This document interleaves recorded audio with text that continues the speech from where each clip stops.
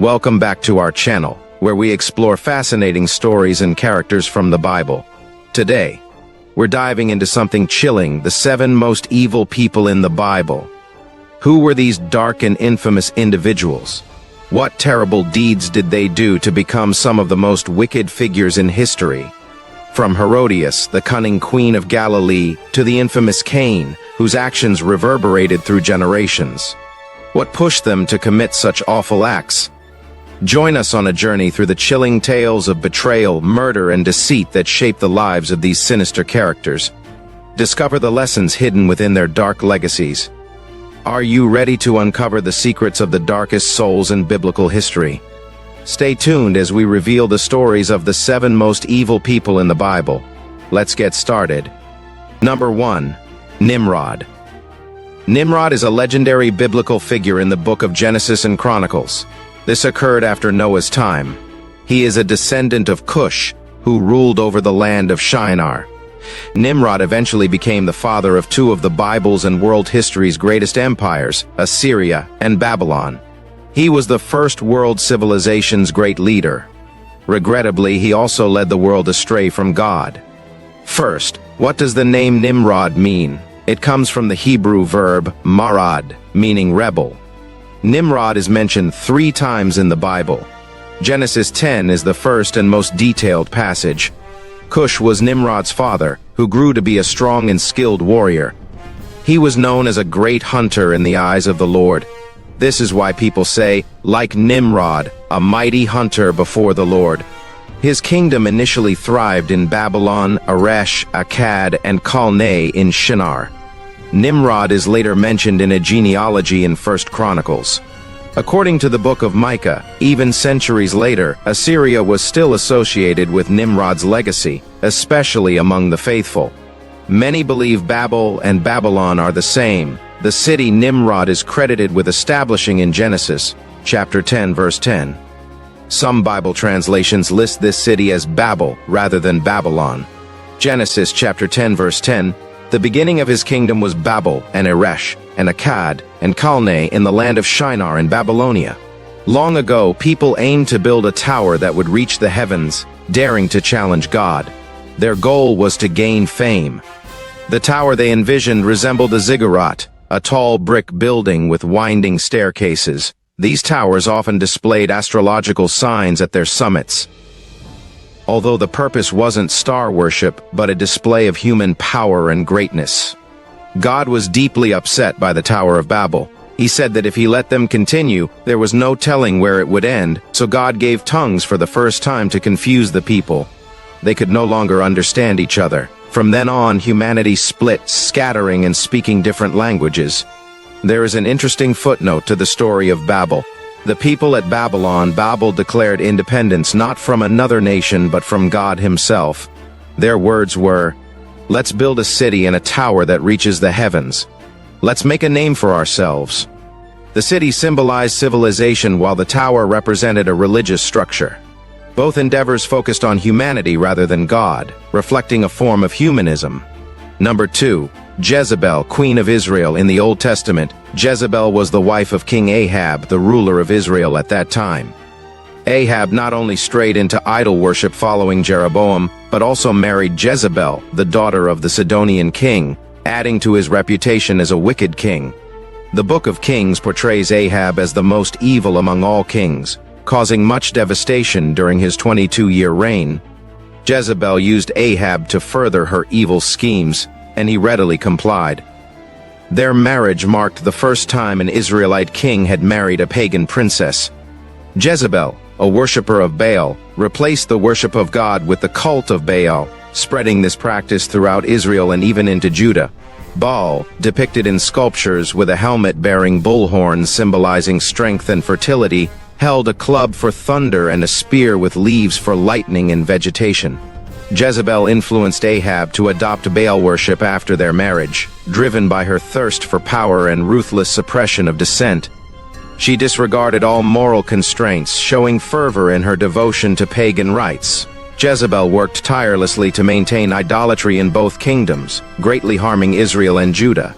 The tragic account of Jezebel and Ahab's demise unfolds in 1 Kings chapter 21, set in their palace in Jezreel. Beside the palace stood Naboth the Jezreelite's vineyard. Ahab desired the vineyard for a garden, but Naboth refused to sell because Israel's law mandated ancestral land be retained within families. Jezebel, noting Ahab's discontent over Naboth's refusal, assured him the vineyard would soon be his. Using deceit, she orchestrated Naboth's death to secure the vineyard for Ahab, ensuring his sons wouldn't inherit. Jezebel's calculated and wicked schemes were as relentless as they were evil. Elijah confronted Ahab en route to claim the vineyard, prophesying Ahab's demise, the gruesome fate awaiting Jezebel in Jezreel, and the dishonor of Ahab's descendants. Jezebel's sins extended to the murder of God's prophets, with Obadiah hiding some to protect them. She also attempted to kill Elijah, who fled to Horeb for safety. A few years later, Ahab was slain in a battle against the Syrians, and Jezebel continued to rule for nearly another 10 years after his death. Her death happened according to prophecy prophesied. If you think Jezebel was the worst, let me introduce you to her daughter. Number 3. Athaliah, Queen of Judah. Athaliah, daughter of Ahab, the king of Israel, she got married to Jehoram, son of Jehoshaphat. She mirrored the wickedness of her mother, Queen Jezebel, her father, King Ahab, and her brothers, King Ahaziah and King Joram, by becoming a malevolent queen herself. Athaliah, whose name signifies afflicted by God, ruled as Queen of Judah from 841 to 835 BC, occupying King David's throne. Her husband Jehoram reigned as king of Judah until his death in 841 BC. Jehoram, unlike his father, was a malevolent ruler. Following Jehoram's demise, Athaliah's son, Ahaziah, took the throne at the age of 22, proving to be just as wicked as his father. Athaliah played a hand in guiding her son in his nefarious endeavors. 2 Chronicles chapter 22 verse 3, he also walked in the ways of the house of Ahab, for his mother was his counselor to act wickedly. Athaliah, who had already lost her husband and then her son, took the kingdom for herself by executing her own grandchildren. Unbeknownst to Athaliah, a single grandchild escaped the massacre. Just like her mother, she worshipped the god known as Baal. Following Athaliah's 6-year rule, the high priest Jehoiada stationed guards around the temple and ceremoniously crowned young Joash as the rightful king in a public display. As Joash received the anointing as the new king, the crowd erupted in applause, cheering, "Long live the king!" 2 Chronicles chapter 23, verses 12 to 13. When Athaliah heard the noise of the people running and praising the king, she went into the house of the Lord to the people. She looked, and behold, the king was standing by his pillar at the entrance, and the captains and the trumpeters were beside the king, and all the people of the land rejoiced and blew trumpets, the singers with their musical instruments leading the praise. Then Athaliah tore her clothes and said, "Conspiracy, conspiracy." Queen Athaliah entered the temple to investigate the jubilant sounds, encountering a child she believed dead wearing a royal crown, her young rival Joash. What shook her further was the unwavering support the people showed him. Her accusations of treason fell on deaf ears as the people stood firmly behind Joash, recognizing her as the true usurper. Jehoiada commanded her execution, carried out not within the temple but at the horse gate, where she met her end for her crimes in Judah. Number 4. The Antichrist. Now, let's delve into a significant aspect of Satan's domain, central to our spiritual battles, the spirit of the Antichrist. This opposition, as I term it, differs from the singular figure known as the Antichrist, and also from the numerous Antichrists who have emerged over time. The teachings of John primarily elaborate on this spirit and these individuals. To clarify, the term Antichrist originates from the Greek Christos, mirroring the Hebrew Mashiach for Messiah. Therefore, Antichrist essentially means anti-Messiah. The prefix anti in Greek holds two significant meanings, both relevant to the concept of the Antichrist. Firstly, it signifies being against something, in this case, against the Messiah. Secondly, it implies substitution or taking the place of. The ultimate aim is to supplant the true Messiah with a false one. Further in John's teaching we read, "By this you know the Spirit of God. Every spirit that confesses that Jesus Christ has come in the flesh is from God, and every spirit that does not confess Jesus is not from God. This is the spirit of the Antichrist, which you have heard is coming, and now it is already in the world." 1 John chapter 4 verses 2 to 3. This is the last manifestation, the final product of the spirit of the Antichrist at the end of this age. Scripture makes clear there will be one last, most evil, most powerful ruler who will rule mankind for a short time, who will be the Antichrist. The third form is the spirit of the Antichrist. The spirit of the Antichrist is the spirit that works through every Antichrist. The closer we get to the end of the age, the more the spirit of the Antichrist will intensify, and the more we will find ourselves engaging it in battle. John has given us 4 distinctive signs of the spirit of the Antichrist. These are of great importance.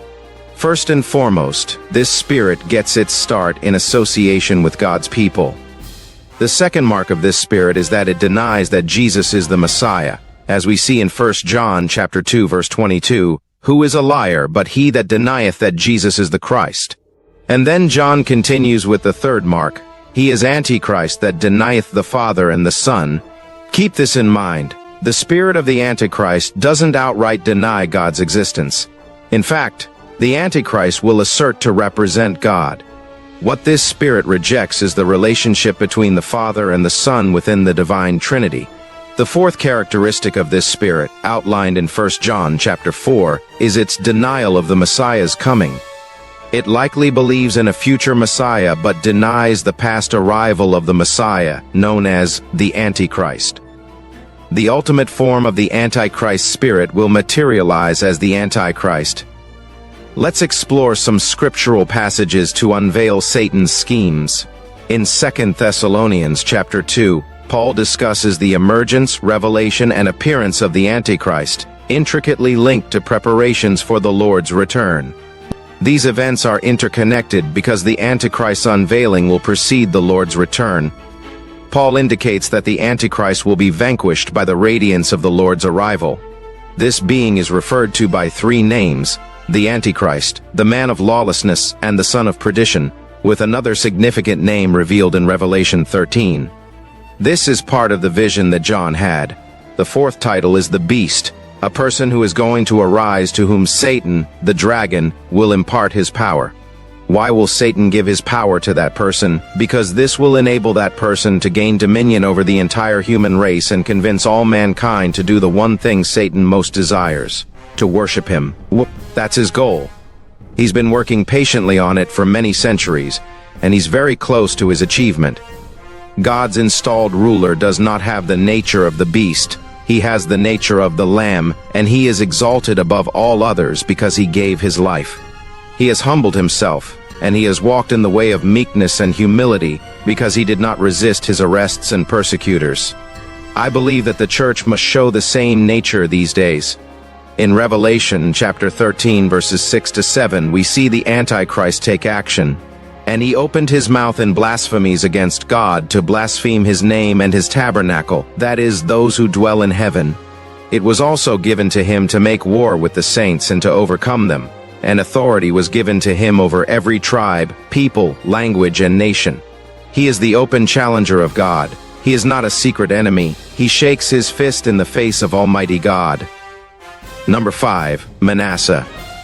Throughout history, we have encountered numerous malevolent figures, but today, I want to focus on a particularly sinister character from 2 Chronicles chapter 33, Manasseh. In my view, he surpasses many notorious leaders in his wickedness and cruelty. He was the son of Hezekiah, but when it was time for Hezekiah to die, he cried, "Oh God, don't let me die. Please, O Lord, spare my life." And the Lord did, so the Lord spared him for 15 years. That is the question: do some people live too long? And a few years later, during those 15 years, Manasseh was born, who would go on to become one of the most wicked of all the kings. The author of the Book of Kings introduces each king and evaluates their reign based on a few criteria.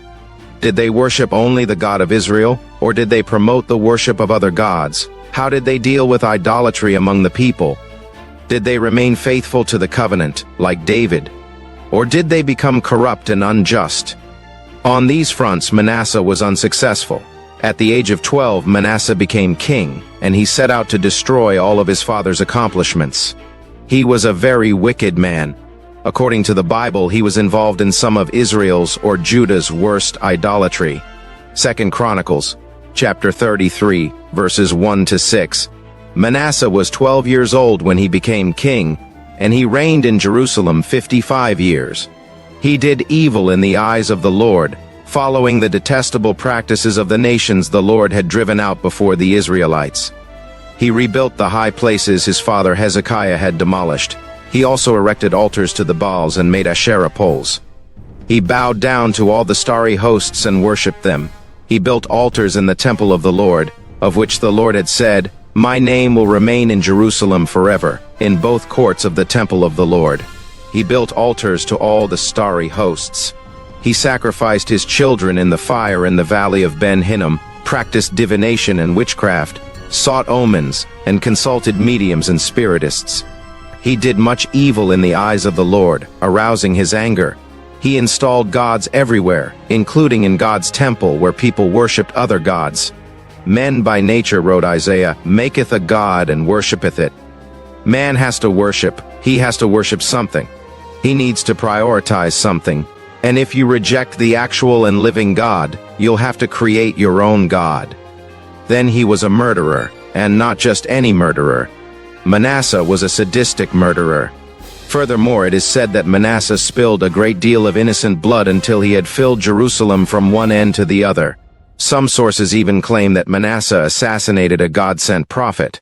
God had blotted out the sins of other nations, but he went beyond all of them. God's judgment fell and Jerusalem was seized, and all the goods they had gathered, as well as all the money, silver and gold, were taken to Babylon. Manasseh was not put to death. Instead, he was taken to Babylon in shackles and imprisoned in a dark, damp dungeon where he was tormented by his conscience. He had plenty of time to think about his bad activities. Do you know what he did? He began to confess his sins. He prayed to God for forgiveness. Would you forgive him if you were God? Would you forgive a man who had done so much, who had made blood stream down the streets of Jerusalem as high as the horse's leg? He had sacrificed his own sons to one of the gods and had them burned. If you were God, would you forgive him, even if he pleaded for forgiveness? Many of us would be incapable of doing so. However, you have no idea who God is. We will never fully comprehend the depths of God's compassion, mercy, and forgiveness. It's difficult for us to comprehend, but do you realize what God did? He was forgiven by God. When he was in trouble, he was in jail. He turned to God, whom he should have yielded to years ago, and led Judah in great revival, but he didn't do it. "God, have mercy upon me, a sinner."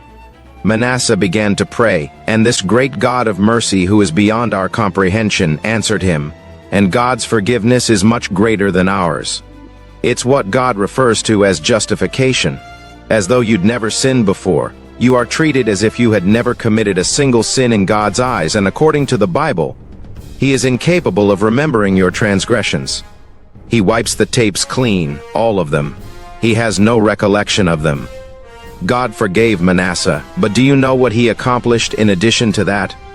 He restored him to his throne in Jerusalem, and he ascended to the throne once more. Can you believe it? Manasseh's material well-being had been restored. His sins were forgiven, and his heart was renewed. His life was flipped upside down. It was written that he knew the Lord, that he was God. God is saying, "I will give you a new heart and a new spirit." He removed all of the strange gods and idols from the Lord's house. He fixed the Lord's altar and commanded his people to serve the Lord, God of Israel, by sacrificing their own peace offerings and thank offerings. He died and was buried in the Garden of Uzzah after a reign of 55 years, the longest in Judah's history. Number 6. Cain.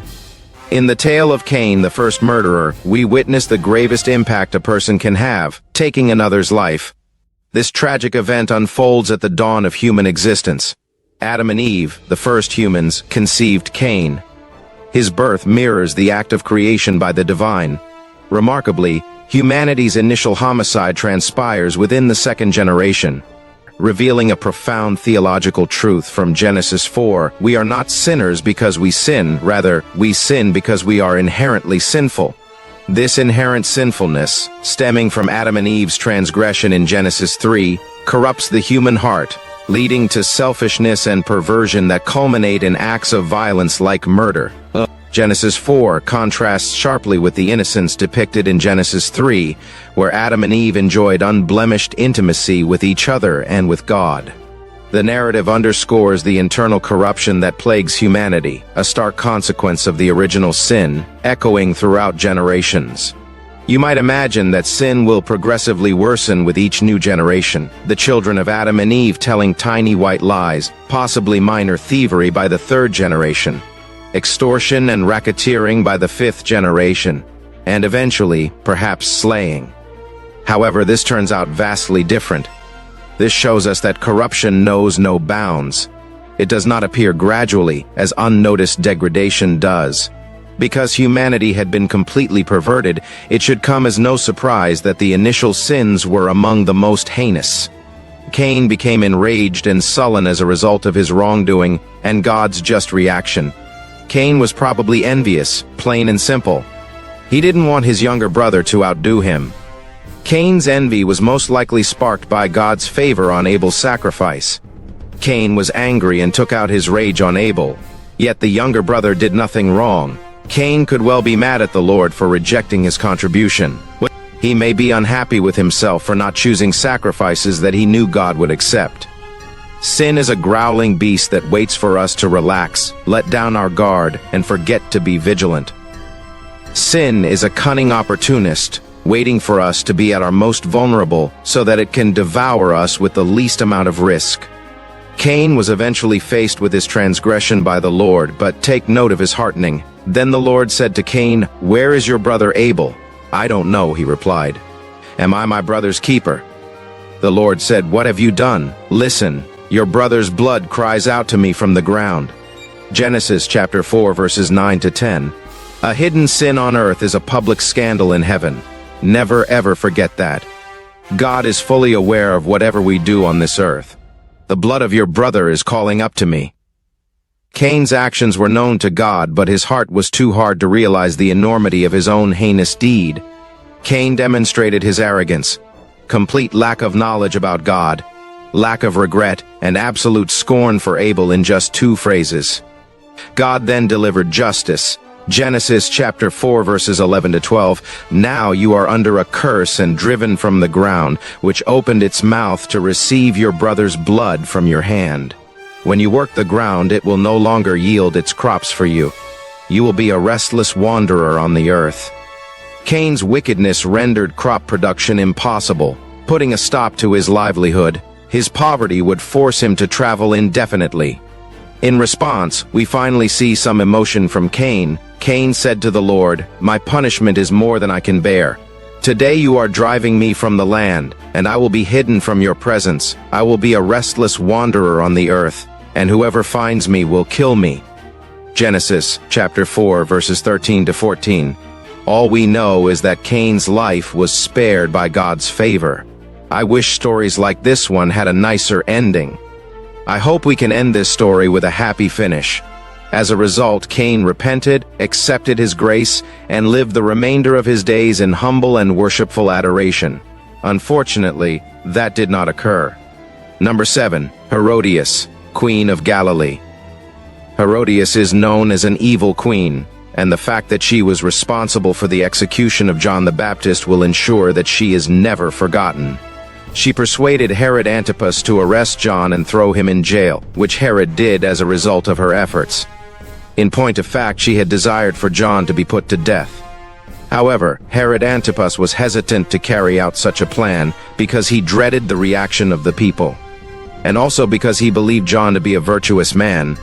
At one point, Herod celebrated his birthday by hosting a feast, and during the celebration, the daughter of Herodias came in, danced, and delighted both Herod and the guests who were with him. Herod made a rash promise in the form of an oath that he would grant her any request she might have. Mark chapter 6 verses 17 to 28. For Herod himself had sent men and had John arrested and bound in prison on account of Herodias, the wife of his brother Philip, because he had married her. For John had been saying to Herod, "It is not lawful for you to have your brother's wife." And Herodias held a grudge against him and wanted to put him to death and could not do so, for Herod was afraid of John. He said to her, "Whatever you ask of me, I will give it to you, up to half of my kingdom." And she went out and said to her mother, "What shall I ask for?" And she said, "The head of John the Baptist." Immediately she came in a hurry to the king and asked, saying, "I want you to give me at once the head of John the Baptist on a platter." And although the king was very sorry, because of his oaths and his dinner guests, he was unwilling to refuse her. Immediately the king sent an executioner and commanded him to bring back his head, and he went and beheaded him in the prison, and brought his head on a platter and gave it to the girl, and the girl gave it to her mother. Thank you for joining us today, and we hope this video has been insightful and encouraging. Don't forget to like, subscribe, and share it with others who have similar interests. Also, leave a comment below sharing your thoughts and any other biblical topics you'd like us to explore in future videos. Until next time, may the hope of resurrection and the assurance of God's power over death bring you comfort and strength. God bless you.